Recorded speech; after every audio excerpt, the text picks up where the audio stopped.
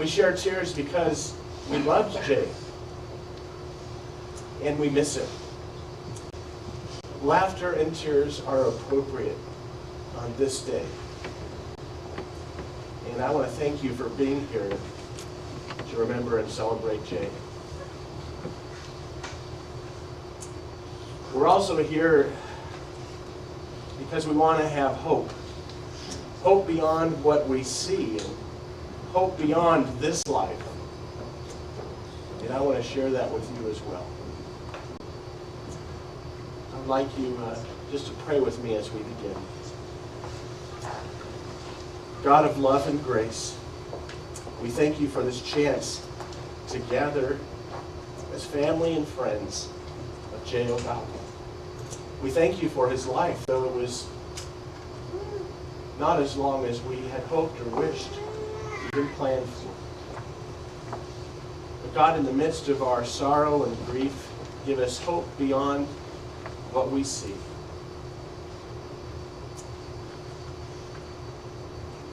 May you be with us at this time, we pray. In Christ's name, amen.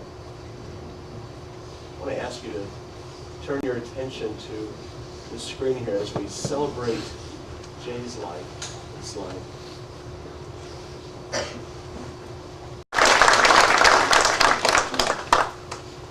Awesome video. I'm sure we're going to make a lot more, right? Everyone can see more videos of Jay.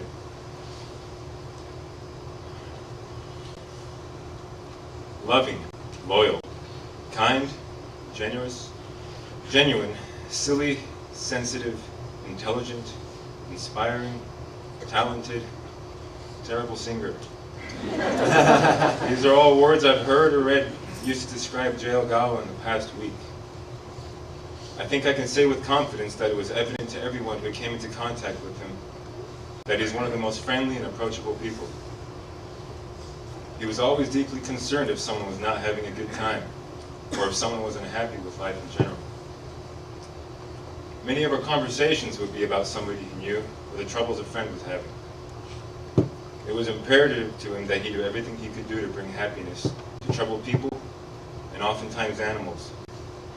Jay never bragged about the things he did for others, whether it was spoon-feeding his gecko, helping low-income families with taxes, or driving around a homeless stranger for weeks so that the stranger could try and find a job. Jay did countless acts of kindness with no ulterior motive. He was always aware of the value of life. The following is an excerpt from an email he sent to me on February 8th, 2002. So sorry if it sounds like a high school kid wrote this.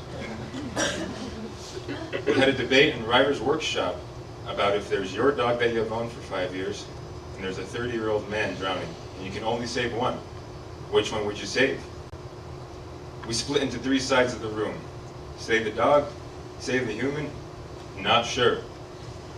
I went to the not sure spot. Everyone was like, no, I would save the dog because you bond with it. Other people were like, you should save the human because he is a human and you would feel guilty for not saving him. I was like, it would be morally correct not to save either one because all life is equal. That was the way Jay saw the world, and the early departure of this soft-hearted man who had an appreciation for all forms of life has been the most painful ordeal I've been through.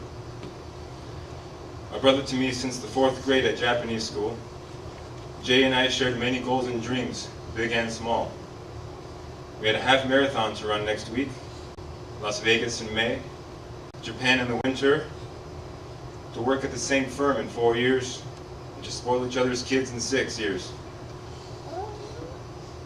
Jay had been the friend that I assumed would be here throughout the rest of my life. I'll never get over the fact that we will never get to accomplish these goals together again.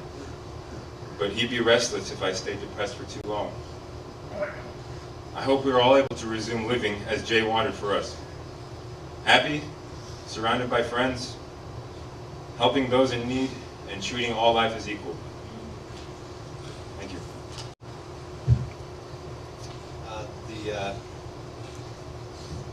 The first time I met Jay, he was a junior in high school and I was a freshman. And that was on the tennis team where we met with a few others here. Jay was a great tennis player when he wanted to be. Jay being older than me, I really did look up to him. I was completely new to Malibu as a freshman. I didn't know too many people, and especially given the dynamic of high school sports teams, I really did look up to him. He was a role model for me, and I think that he knew I viewed him like that. He did well in school, great tennis player, musician, had a million friends.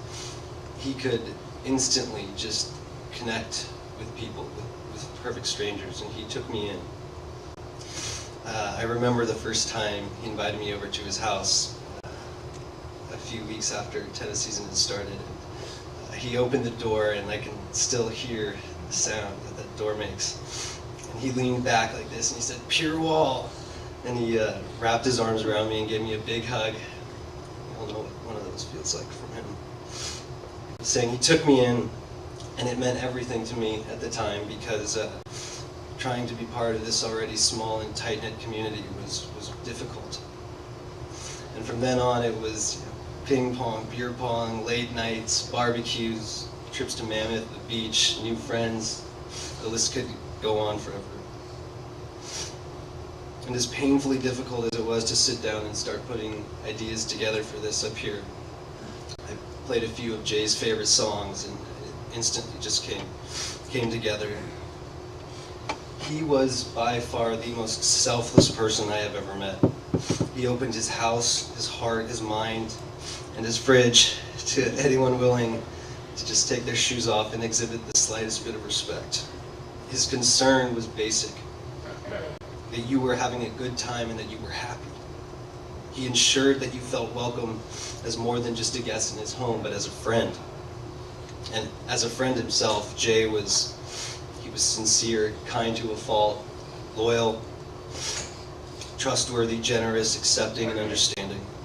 If you ever approached him about anything you thought was important at the time, he listened, and he really listened. Not only did he listen, but he would internalize what you were saying. He would take the time to internalize what it was you were trying to say. He'd nod his head up and down and take a few moments to gather his thoughts, and then offer his 2 cents. And whatever it was, you could always count on Jay having your back. Always. That's just the kind of person he was. And I'll close by saying this. As difficult as this has been for everyone, and will continue to be for a very long time, there's hope. All of us here today can, in some capacity, espouse the virtues that Jay so effortlessly did, and that the world will be a much better place if we do that.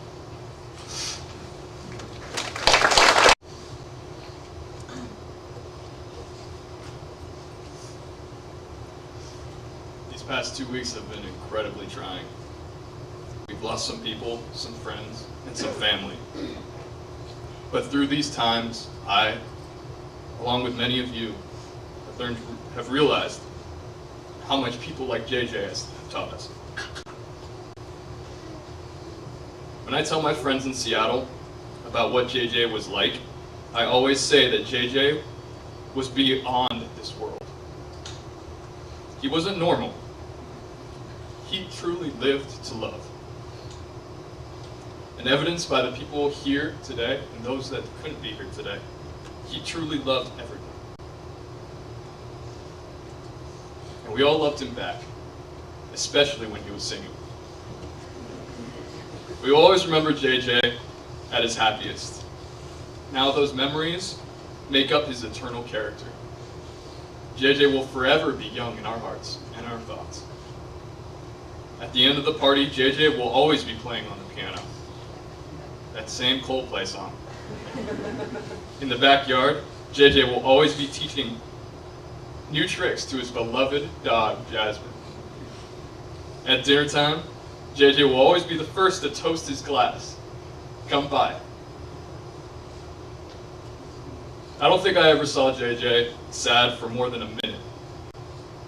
Except when we lost tennis matches.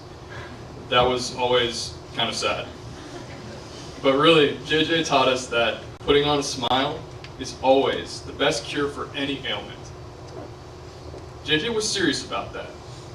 And when we were sad, JJ literally would do anything to make us happy again. I don't know if you know, but one time, Leif was really sad after breaking up with his girlfriend. And JJ decided the sadness had to stop. So JJ had this great idea. He would record a song for Leif in order to cheer him up. It's called Post-its. And we may not be able to hear it today, but when you get the chance, please listen to it. No more crying for Leif. And get this, it worked.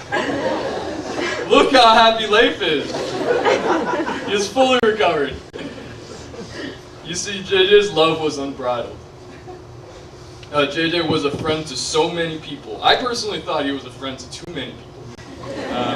Maybe I just honestly didn't want to share. JJ affected so many people. I can honestly say that JJ in a big way defined our generation. JJ taught our generation to practice individuality, to revere our uniqueness, and to celebrate every moment of life. We are that generation, and now we have JJ's powers. We each are capable of spreading JJ's message. This past week, I've been showered in love and support. I've embraced my friends and family tighter and longer than I ever have before. And for the first time in a long while, I cried. It felt great. We all need to do these things. It helps. And if we know anyone that is going through a rough time, we need to give them that extra love and support. We need to hold them a little tighter, and we need to provide that shoulder to cry on. That's what community is all about. That's what family is all about. And that's what life is all about. You see, it's my understanding that certain people were put on this earth to teach us vital lessons. Jay was one of those people. Jay taught us that we all are capable of building a community on the foundation of love. Jay taught us about the raw power in a smile. And Jay taught us to celebrate every breath that we have. JJ transcended this world and has become something greater. JJ has become immortal. JJ, I love you dearly.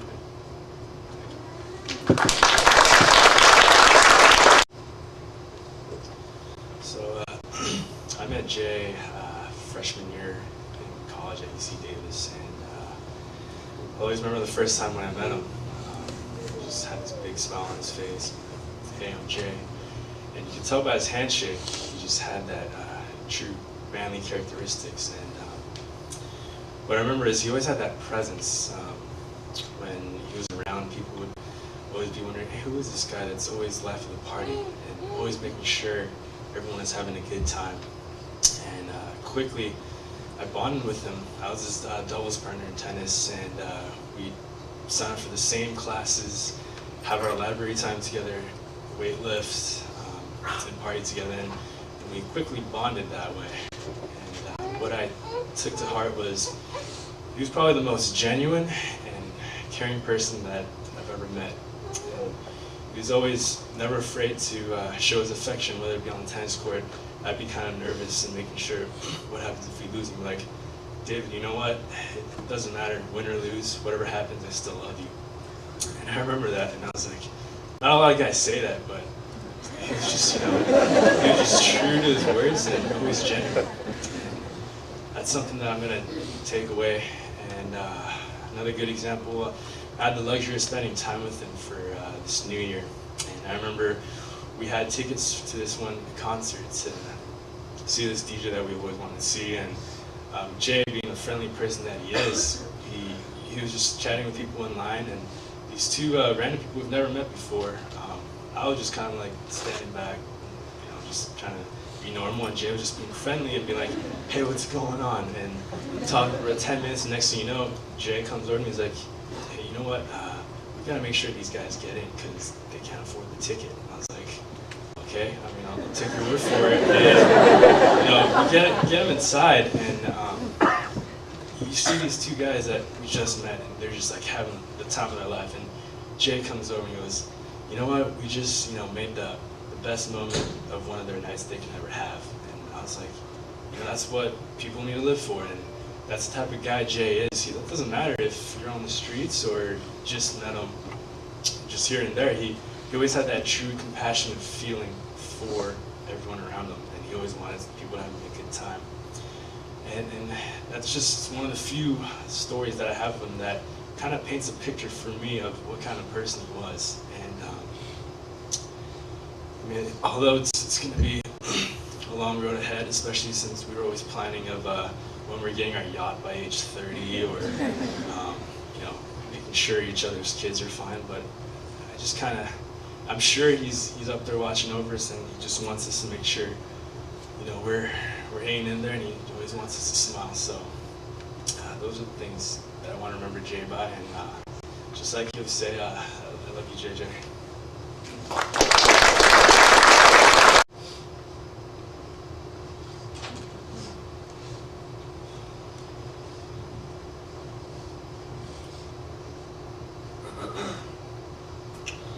We will all remember Jay differently. He was an acquaintance, he was a party mate, a host, a friend, he was a brother, and he was a son.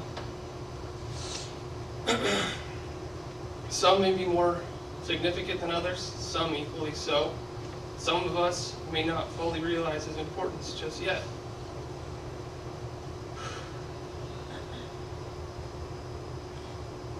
I cannot begin to try and comprehend what he may have meant to each one of you individually.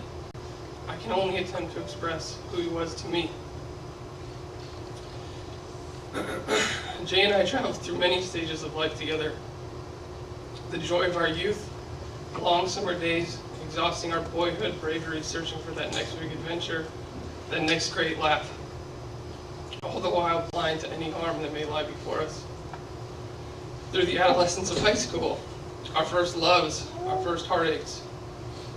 We shared our first drink together, our first hangover. As tennis teammates, we were defeated together, and we celebrated together. We traded stories of college life and rekindled our friendship over summers as if we'd never been apart. We discovered the harsh reality of growing up, never wanting to. We shared car rides, train rides, flights, hotel rooms, and even strangers' floors.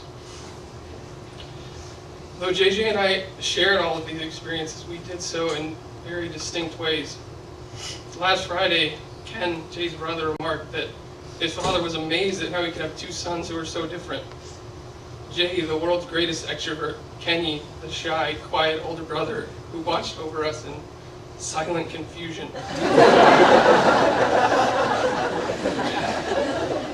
Despite that, I'm confident Kenny would agree that Jay never saw his dissimilarities with people as a problem.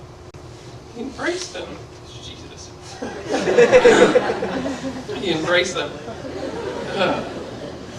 He did everything he could to find commonality with anyone who was kind to him and kind to others.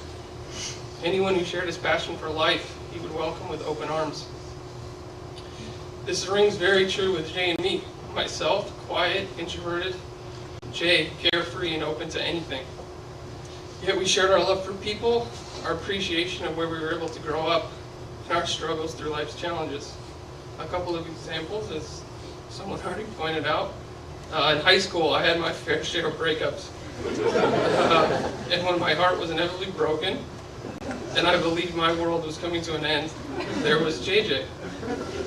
I knew that deep down, JJ found my lethargy to be a little ridiculous. But instead of mocking me or ignoring me and my pleas for help, JJ embraced the situation. He wrote a song about it, of course. No more crying for Lafer, he sang, again and again. It gave us all a good laugh at my expense, but nonetheless gave me the warmest and most complete sense of comfort, knowing that my truest friend in his own way, understood. When we graduated high school, and my ability to make it to the wee hours of the night faded, JJ would meet me for breakfast the next morning, and we would laugh over everything that had happened the night before. When real life kicked in, and we dedicated ourselves to making a living, and inevitably couldn't always find the time for things that we loved as kids, Jay suggested we carpool together. We would spend mornings stuck in traffic on the 405, half awake, reflecting on the good times and our frustration with how quickly time was passing. I'd be lying if I said that JJ and I didn't have our time apart. As is life, there were times over the years when JJ and I would go weeks without speaking. We would lose that day-to-day camaraderie that best friends thrive on. I stand here now regretting every moment I missed, and every chance that was passed up to see him. Yet I find comfort in knowing that no matter what, JJ would have been there for me, for anything, any moment of despair or of joy. And knowing that, I would have done the same for him. He was, and will forever be, my best man. This is how I remember J.C. Ogawa. It is how I always remember him.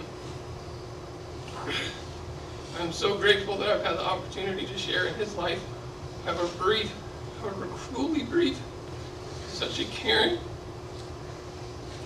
compassionate, loving, and unselfish and strong individual. JJ would mock me or call me sappy for quoting this. Nonetheless, I think it is overwhelmingly poignant and does more justice than anything I could dream of saying. Ted Kennedy remarked in his eulogy to his brother Bobby, who left this earth well before his time, "Those of us who loved him and who take him to his rest today, pray that what he was to us and what he wished for others will someday come to pass for all the world."